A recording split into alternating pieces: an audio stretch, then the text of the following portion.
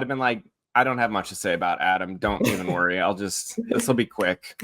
I would actually say I'd rather talk about Dax. I'd rather not talk about Dax. I'd rather show my thoughts about him in a dance and just do a dance routine for you.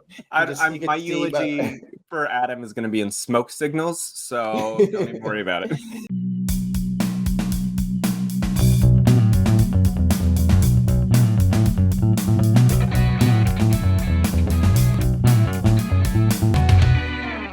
Welcome to the Hollywood Raw Podcast, Raw Rundown, where we give you the top 10 stories of the week, give you our personal opinion on them so you know everything that's going on in pop culture and the entertainment news world.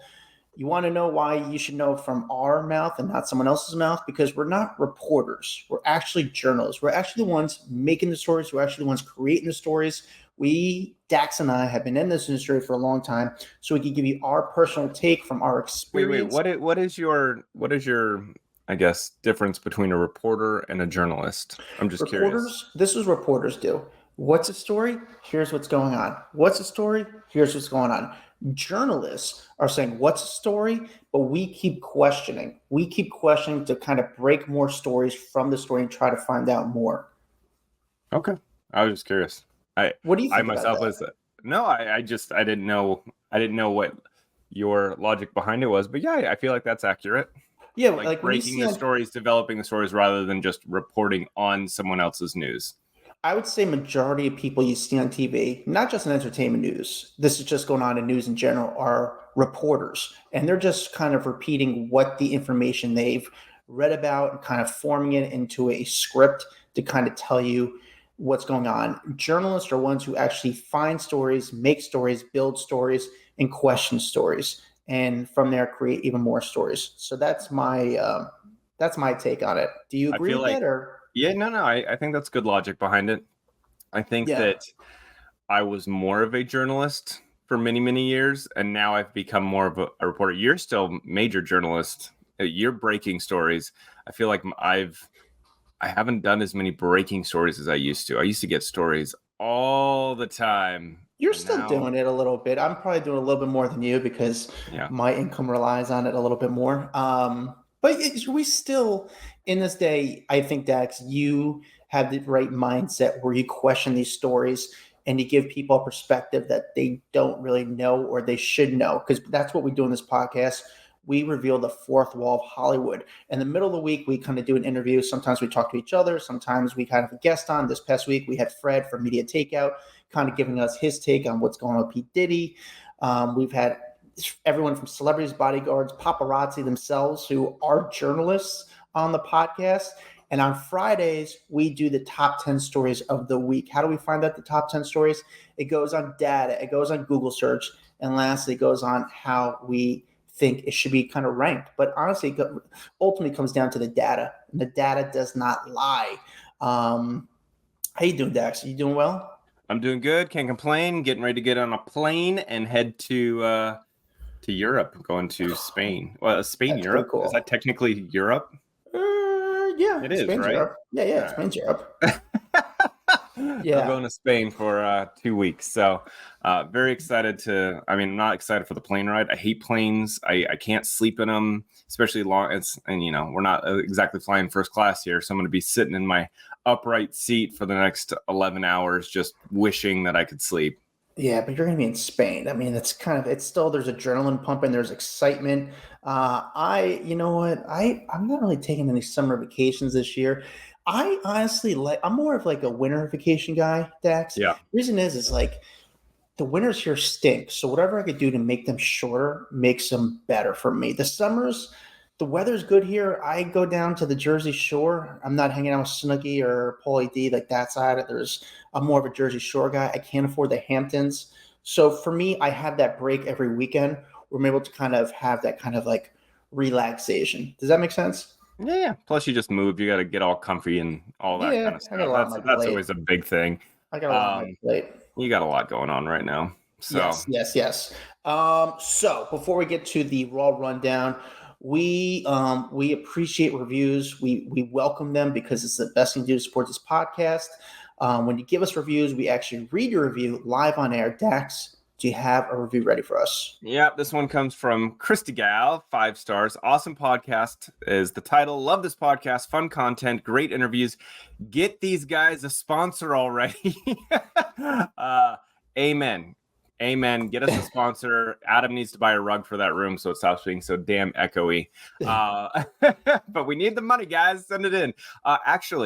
That being said, we never asked for money from anyone. If you do have time, go check out our link. So HollywoodRaw.com. We've got a link in there to Red Coral Universe. It's a new platform that we are playing on. You can watch our videos there. So if you watch it there over YouTube, we actually get a better cut of the money. So we would appreciate it if you guys watched it on Red Coral versus on YouTube, just because they pay us better.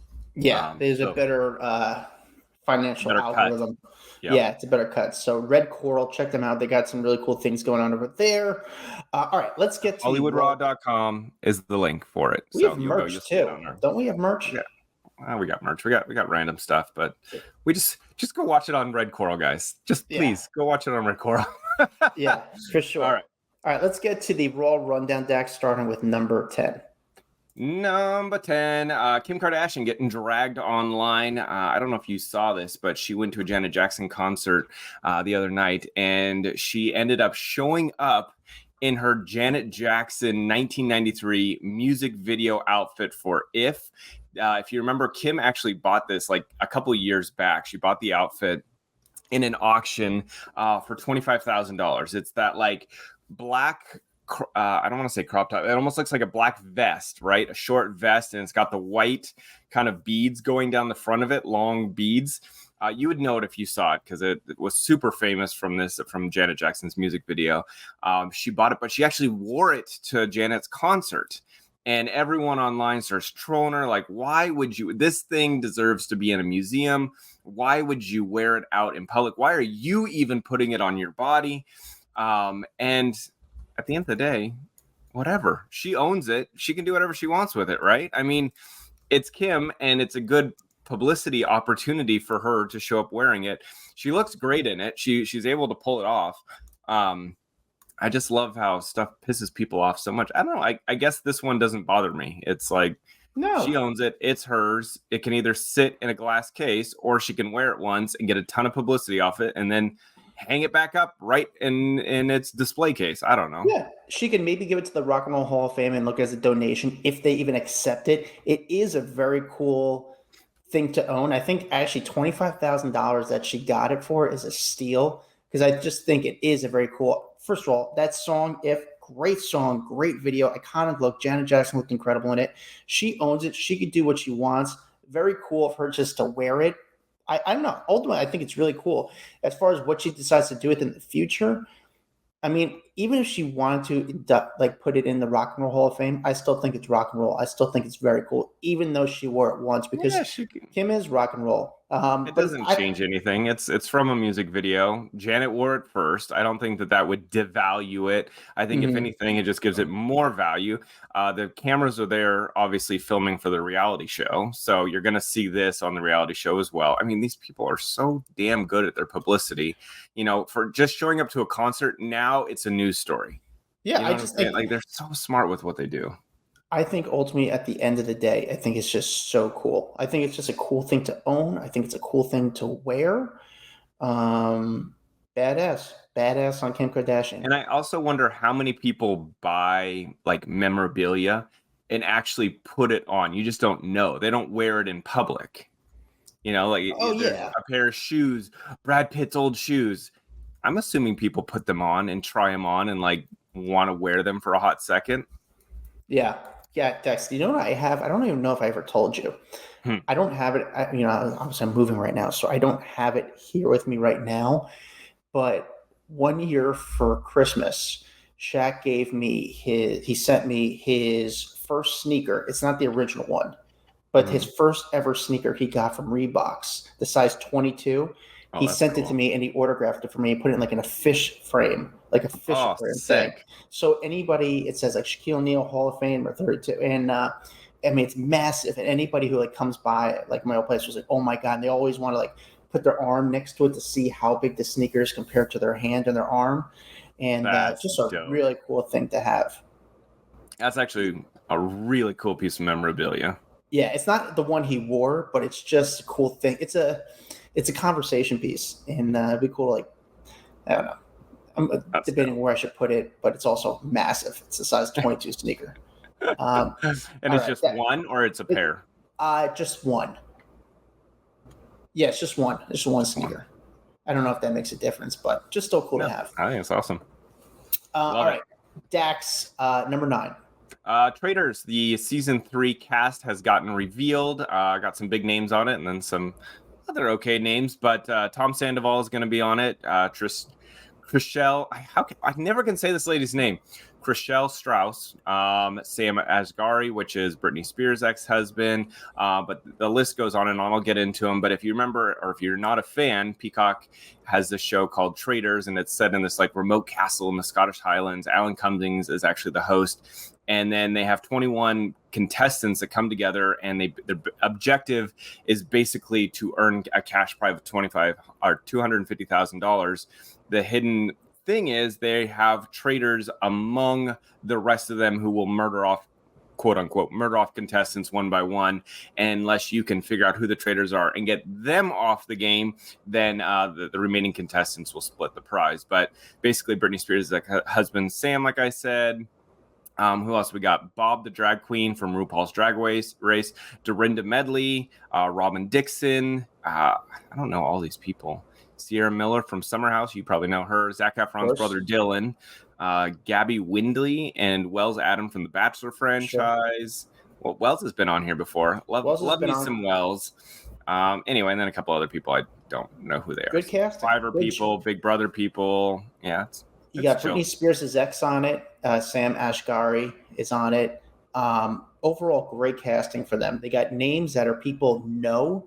Tom will bring in most people, I think, just by himself. Well, Tom has done another reality show before. This is not the first reality show since Scandival. He did that military show that was on Fox for a little bit. Mm-hmm. But when you have Sam Asghari, who's Britney Spears' ex, you bring in that Britney Spears audience. People are curious what kind of guy Sam is.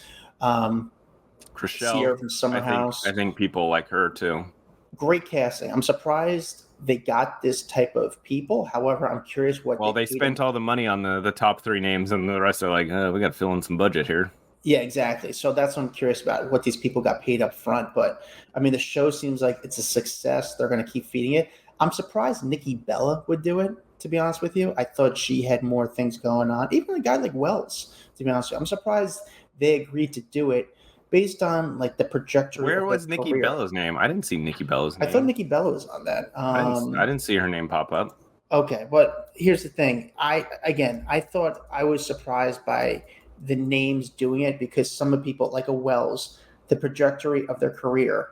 But this is good. This is good for all these reality stars. By the way, it is Nikki Bella. Nikki Bella is on the new season of Traitors. She is. Her name is not in this article. Interesting. Mm-hmm.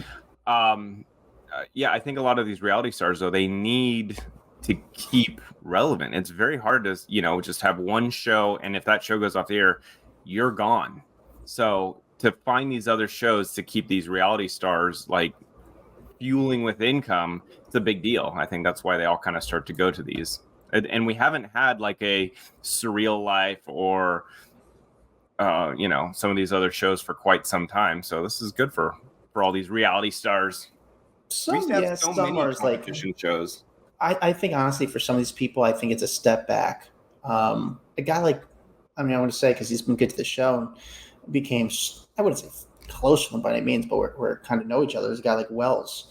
Wells is like he's got the chance to be like a worthwhile, like a pretty good TV host. And I think when you do something like this, it sort of changes. No. I think it brings a bigger audience to him. People that may not have known him, maybe not have watched the Bachelor franchise. It just opens up more people to knowing who he is, which in turn gets him better and bigger gigs. I think Wells will continue to rise in the reality world of, hosting or whatever. He's just really good at what he does. Yeah. All right. Dax, number 8. All right, number 8, Jake Gyllenhaal says he uses his legally blind status as an advantage to him when being an actor. I didn't even know this. Did you know that he was legally blind? I did not know that. When I saw the story, I was like, I didn't know he was legally blind because, I don't see him around New York City because he usually runs from me. But yeah, he's never really seen him wearing glasses, but I did not know he was legally blind. Yeah, so this is something that he has had since a kid. Like, I guess he used to get teased when he was younger because he had like super thick Coke bottle glasses. So it's always been something that he's dealt with. Like when he wakes up in the morning before he puts in his contacts, like literally can't see anything. And he said that he's actually used that to his advantage in some of the movies that he's been in because, what was the movie? Southpaw. He said that there was a moment in the movie where the cops come to talk to him about his wife dying. And what he did was he actually took out his contacts so he could focus more, listen to the dialogue and react to it better because you take out the vision and now you can like focus on your other senses. I just thought that was interesting. But yeah, he's really, really bad vision. I can't remember. I saw it somewhere. He's got his vision is now 20, 12, 50. I didn't even know that the like spectrum for vision goes that high. Like, you know how it says like 20/20? He's 20, 12, 50. Yeah. That's like really, really bad. So I just had no idea he was legally blind. I don't know. He says obviously it benefits his career, but I mean, who knew that he was? Like what's Stevie Wonder compared to? oh my God. I think that there is no vision. I don't think you can compare Stevie Wonder could to see a Jake little Gyllenhaal. bit. I think Stevie Wonder could see a little bit. I So don't it's think like, he can. so can Jake Gyllenhaal drive? Yeah, what are you talking about? I just I don't said even know how it puts in works. his How does it work contacts. if you're He just legally puts in blind? contacts. That's it? Yes.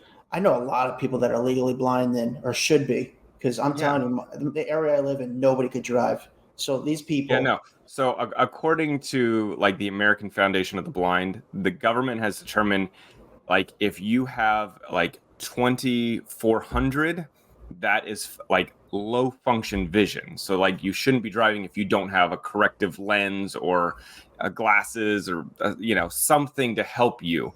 That's why like it's a big deal when you go to the DMV. You got to be wearing your glasses. They have to mark it down because you can't be out driving without your glasses, that kind of thing. Is that why Jake Gyllenhaal gets such good roles? Is because he goes as you know, a handicap, and he gets like these great roles. Like it's like, oh no, he has to get the role. We have to hire a I certain would have amount of. said yes if it was 20 years ago, but I didn't even know he had this until now. So he's never used it to his advantage, I feel like, Okay. publicly. Dax, number 7.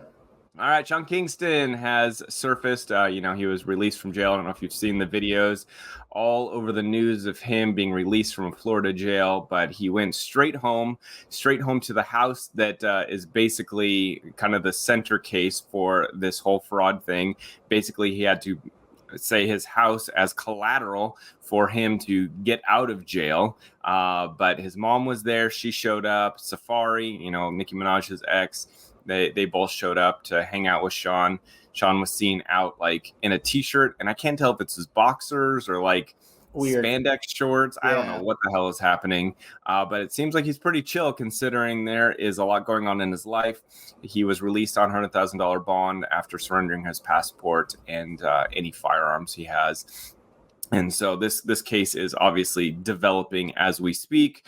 But if you remember, he was extradited from California to Florida so that everything could go on. And there was like a $5,000 bill for his travel from California to Florida. The state is trying to figure out who's going to be paying that. So we'll see. I mean, he and his mom were both arrested and charged in this fraud case. And it's not looking good. They were accused of defrauding quite a few people, a jeweler, a high-end furniture store, and a Cadillac car dealer out of a lot of money.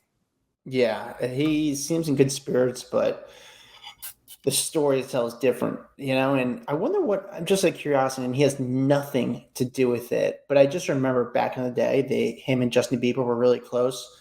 I'd be curious what their relationship is today.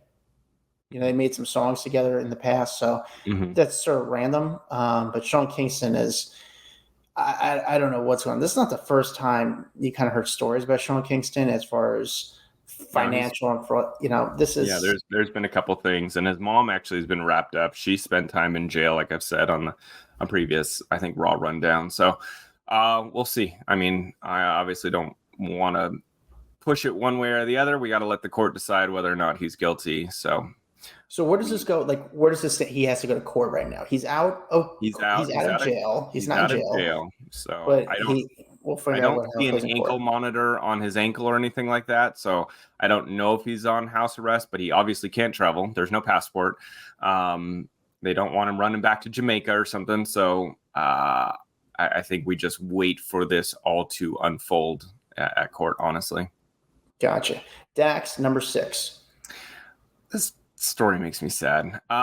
So we talked about this last week, but Shiloh dropped Pitt as her last name. Brad Pitt and Angelina Jolie's daughter, Shiloh, dropped the last name Pitt. And now there's stories coming out that Brad is aware, or quote unquote, aware and upset, and that he loves his children. So basically, he's aware that Shiloh dropped it. He's never felt more joy than when she was born, and always wanted a daughter, says a source. And that the reminders that he has lost his children is, of course, not easy for Brad. He loves his children and he misses them. It's a very sad situation, said an insider to People magazine.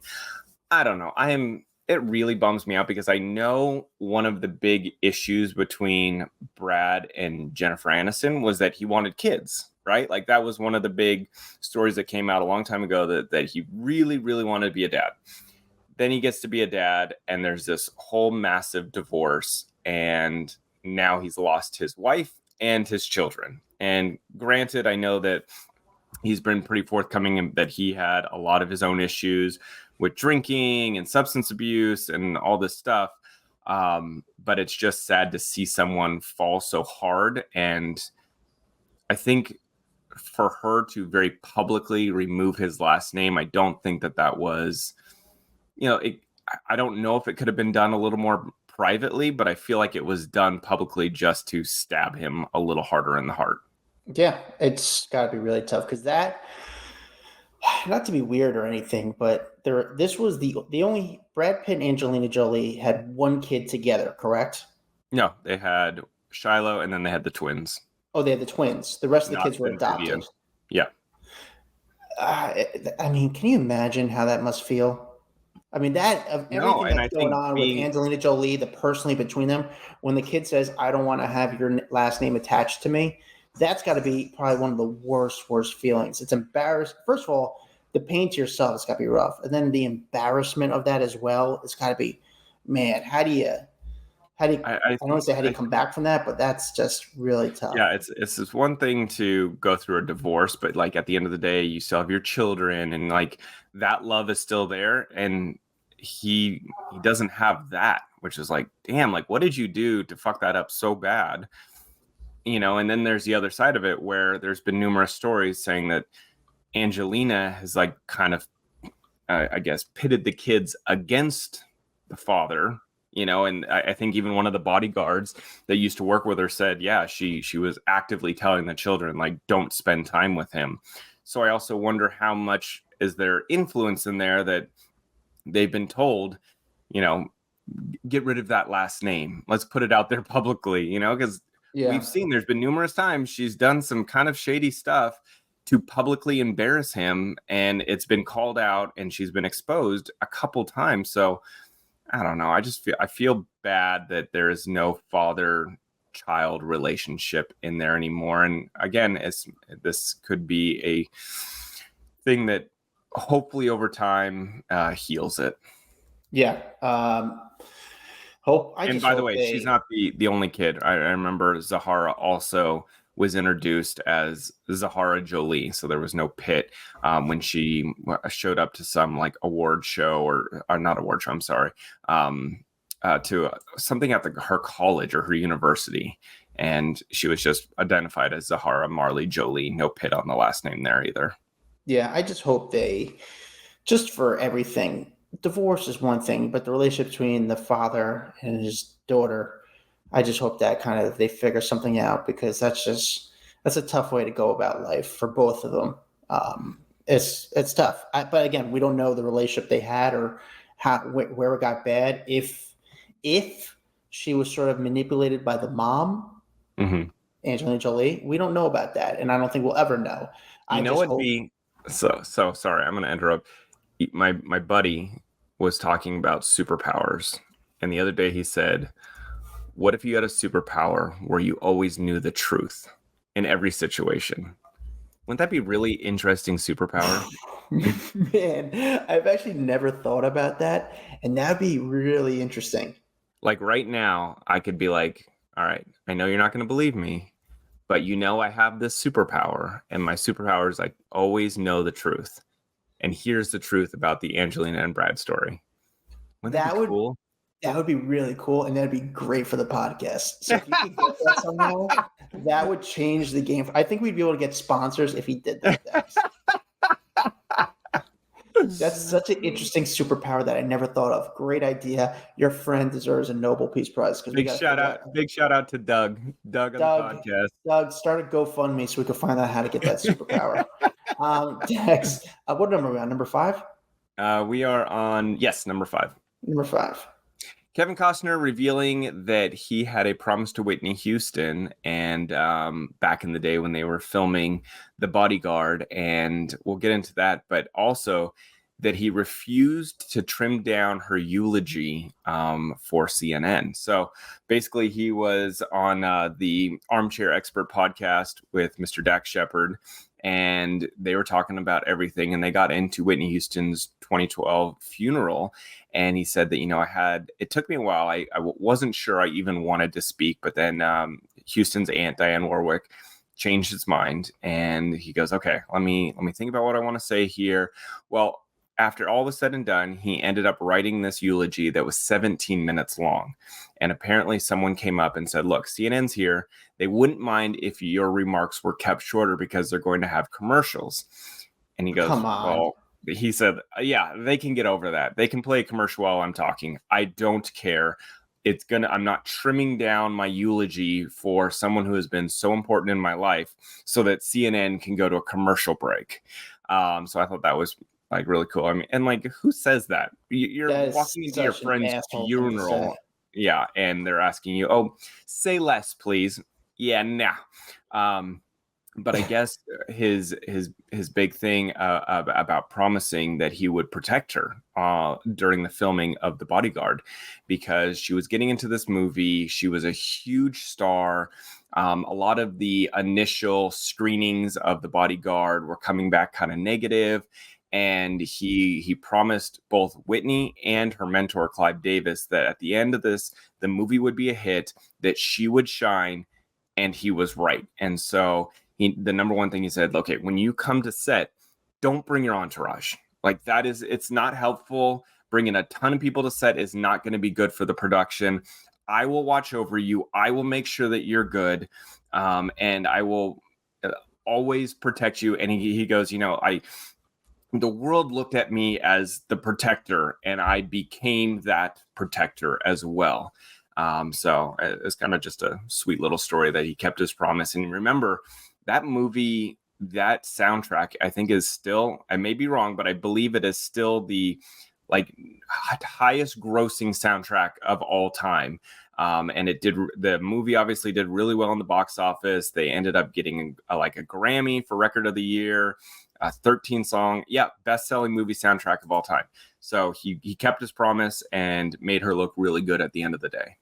Smart. I mean, interesting. You don't hear Kevin Costner do many interviews. So for him to tell these stories, I think are fascinating. For CNN, for someone to say, hey, listen, CNN's here. Do you mind cutting down the eulogy so they could play a commercial? I mean, can you imagine in the middle of the eulogy, he does a live read for Athletic Greens? I'm sorry, in the middle of his fucking eulogy. Can you imagine? He's like, hey, let's take a break for talk about Athletic Greens. It's a really great product. I mean, terrible.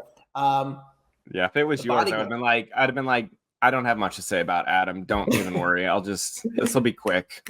I would actually say I'd rather talk about Dax. I'd rather not talk about Dax. I'd rather show my thoughts about him in a dance and just do a dance routine for you. My eulogy for Adam is going to be in smoke signals, so don't even worry about it. Dax, true story. You don't know about this about me or about my family. My grandfather was in the Bodyguard. What? Yeah, my grandfather was in the Bodyguard. As what?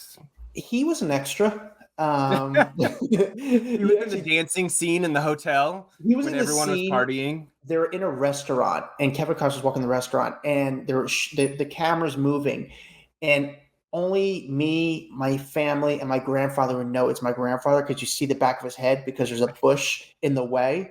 But he was in the movie. I remember my grandfather was an FBI agent. A buddy was like, "Hey, do you want to be an extra in this movie, The Bodyguard?" He was like, "Yeah, sure, sounds cool. I'll do it."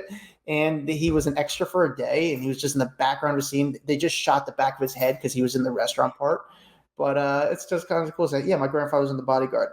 He's definitely not in the credits for it. But, cool to hear Kevin Costner's take on that. He said a lot of other things in this interview about, like, cocaine and stuff, which, I mean, there's not much to say. It's like, yeah, I mean, he tried cocaine. I mean, that's what he did. He said he didn't like it, right? He was like, yeah, I mean, yeah, and that's whatever. Come on. I mean, what's not to like? No, I'm just kidding. Just joking. Seriously, that is a dumb joke. But cool to hear Kevin Costner speak because we don't hear much from him. I wish he got into his divorce. Did he talk about his divorce in this interview? I didn't. Which probably not. Which I didn't listen to the interview, but I'd be curious if he did talk about his divorce because I think that'd be fascinating. I don't know. And the fascinating part is not legally. The dirty part. Well, the thing to me is not the dirty part of it. It's just like going through a public divorce, especially when everything's out there. It's got to be very weird. So, which I doubt he got into, but he seems like he was honest about this stuff, and it was an interesting, and I wonder if he met with his publicist beforehand and said, "Hey, I'm going to go on this podcast. Let's drop these dimes on this podcast because it'd be really interesting about me." So, good job. Dax, number 4.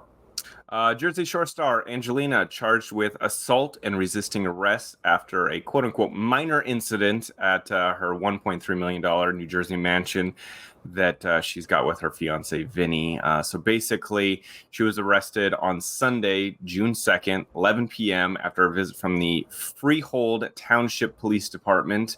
And basically, the details of the alleged altercation are unknown as the complaint is still under police investigation. She was never actually taken to jail and was instead released on summons and ticketed. But basically, she was charged with simple arrest, criminal mischief, obstructing the administration of law, and resisting arrest. But that was kind of it. We don't have many more details on what exactly went down. I guess her attorney did tell TMZ that the incident was very minor and was exacerbated by a bad reaction to prescription drugs. And so there's nothing more than a very minor incident that was a bad reaction to the prescribed over-the-counter medication, and she's looking forward to resolving this matter favorably and putting it behind her. And then she's at the home resting and has no further comment at this time. And if you remember, her fiance, Vinny, was involved in the she has been involved with in previous incidences with Vinny at the house, but I'm hoping that they are all good. I've reached out to her. She didn't respond. Did you actually? No. I mean, come on. Did you? No. She's on her network now, right? Yeah, she's on her network. I reached out to her through Pat and said, "Pat, does she want to come on?" She reached out to me probably about 3 weeks ago, and she calls me at 12:30 at night, and I was in bed. And she texts me first, and she goes, "Hey, I got a story on someone that she wants to give me a story on." I think it was on a fellow colleague, and I was like, "Oh, cool, I'm down. I'll talk to you about it." And then she started calling me at 12:30. I was in bed, so I didn't even pick up the phone. I was like, "Fuck it, I'll just call her the next day." I called her the next morning. I called her midday. I called her lunchtime. I called her afternoon. I called her night. She didn't pick up. She didn't respond. I texted her. I was like, "Yo, what's up?" I was like, "What maniac texts me and calls me at midnight and say, 'Hey, I got this story for you,' and then I call you the next day and you don't pick up the phone?" And I think she was throwing someone else under the bus. All right. Just text Pat. I was like, "So, does Angelina want to come on and clear the air on the podcast?" We'll see. What happened? What is it? No, And did Pat respond? No, I literally just texted you as well. You're included on the text. Oh, you know what? I probably didn't even look at it. But did Pat even? I wonder if he even. I literally just sent it right now. Oh, did you? Right this second. Oh, yeah. I thought you sent it like 2 weeks ago. No, I just sent it right now. So does Angelina want to come on right now? You know what? I'll still have her on. Yeah, that'd be. All right, I'll be interested. I don't think she can, but we'll try. We'll try. I mean, dude, how many times have we asked her to come on before? I've known Angelina for a long time. We struggled. We both have known her for a very long time, and yet can't ever get her on the podcast. She's a maniac. I have no problem saying it. She's insane. With that said, like I still like have like a soft spot for her because it is like she's just an insane person. It's just like funny to me. You ever have those people in your life that are just crazy, but you still like don't cut them off at the end of the day for some reason? Yeah, I don't love her, but she's just a crazy person. But I refuse to cut off because I still need shit from her. I still need her a little bit. Let's be real. Dax, number 3. Number 3, Taylor Swift defending Lady Gaga. Basically, there was a bunch of rumors going out this week with people claiming that they believe that Lady Gaga was pregnant. There were some photos of Gaga who was at her sister's wedding, and the photos made it look like she had a bit of a baby bump going. And so the rumor mill went crazy. People saying, oh my God, is Gaga pregnant? It caught up a lot of steam. Everyone was talking about it. And Gaga ended up putting up a TikTok where she's like, not pregnant, just, doing, what did she say? She said, not pregnant. What the hell did she say? Not pregnant, just down bad crying at the gym, which was kind of a reference to Swift's song Down Bad. And then Taylor then goes on to Gaga's post and says, can we all agree that it is invasive and irresponsible to comment on a woman's body? Gaga doesn't owe anyone an explanation, and neither does any woman. And obviously, with Taylor commenting on someone's post, it got a lot of attention. I gotta imagine this is probably the hardest thing about being a celebrity, especially a female celebrity in the spotlight, that you can't ever fluctuate weight or this shit happens. And imagine one of those moments where you don't feel totally comfortable about your weight, and then everyone's pointing it out nationally. Look at them, look at their belly, look at, like, oh God, that's gotta suck so bad. Yeah, it's even if you're photographed in a weird position, people might start to speculate, and to have the people talking about that, you're so under the microscope, is a very difficult way to live for anyone. Celebrities and women, unfortunately, women get it more than men. It's got to be really challenged. So Taylor Swift, quickly. Like, even myself, over the last couple weeks since my surgery, after getting my surgery on my stomach, like everything got very like large, flabby, like because it was so bloated for so long and swollen that I'm like, I can't imagine when I feel like shit, a photo going out and then everyone talking about it. I'm like, cool, I'm already in my own head, but now literally the whole world is talking about how terrible I look. Like, oh God, I can't imagine that. That was No, very weird, very cool. Taylor Swift quickly jumped on and helped in a weird way. Sort of, I always go by SEO. Changed the conversation, the narrative as quickly as possible before it could even escalate. Does that make sense? Yeah. And SEO is search engine optimization. So if I put in Lady Gaga, if I put in Taylor Swift, it goes into the last things that come in the Google searches, which kind of helps out in anything. People care about what comes up. People care about what comes up when they Google that name. So props to Taylor Swift for stepping up. Tough on Lady Gaga. Our friend, we had a photographer friend who was on the podcast who were the first. He was the one who shot the photos. He had the tip and he shot the photos and did very well. Oh, the Gaga ones? Yeah. Jezel, who was a guest on our podcast. Getting him back on. He's so good. Dude, he's so good. But I talk to him all the time, but he's always like on assignment. He's like, hey man, I'm working on his job right now. That gets the biggest photos on the planet all the time. He's like, but he starts work at like 4 a.m. So the times available are very difficult. So the guy is a workhorse, works very hard. All right, Dex, number 2. Alec Baldwin returning to TV, and it's going to be reality TV amidst his criminal trial and a bunch of mounting legal expenses. But TLC has announced that they are having a new show called The Baldwins, and this will be about the ups and downs, the good, the bad, the wild, and crazy of Alec Baldwin and Hilaria's life and their 7 children that are all under the age of 10. And TLC is bringing it in 2025, so we got to wait a little bit. And I don't know if all of his legal cases will be documented for the reality show, because, he's got a lot coming up in July where they're going to be going back in front of the judge. We're going to be hearing sentencing and all of that.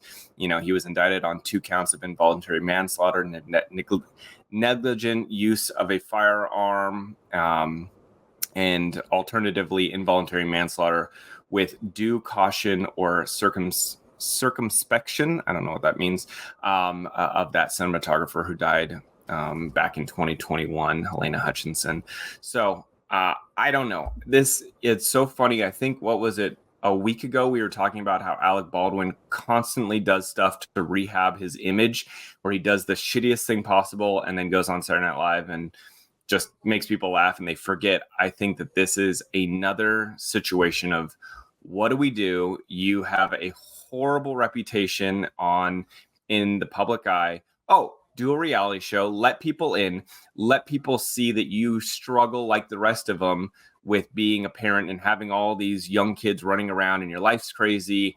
And maybe it will make you more likable. And same with her. I feel like she also has a pretty bad reputation out there. Just people don't like her because she doesn't come across as down to earth. And so let's put her on a reality show.